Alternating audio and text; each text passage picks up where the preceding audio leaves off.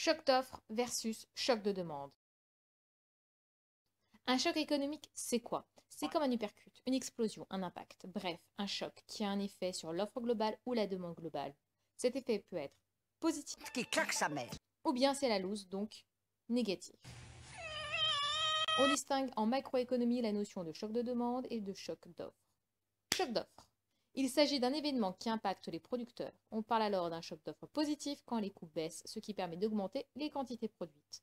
Exemple, le CICE, crédit d'impôt pour la compétitivité et l'emploi, permet entre autres la baisse des cotisations sociales. Au contraire, on parle de choc d'offre négatif lorsque les coûts augmentent, ce qui contraint les producteurs à baisser leur production. Par exemple, une augmentation du prix des matières premières n'incite pas les entreprises utilisant ces matières premières à produire davantage. Choc de demande. Les chocs de demande sont une perturbation de l'activité économique liée à une hausse ou à une baisse de la demande globale. En gros, qui impacte la consommation, les dépenses publiques, l'investissement, la demande extérieure.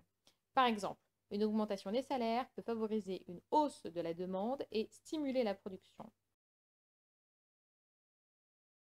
A l'inverse, une augmentation des impôts, de la TVA, etc. produisent un choc de demande négatif et in fine une baisse de la production.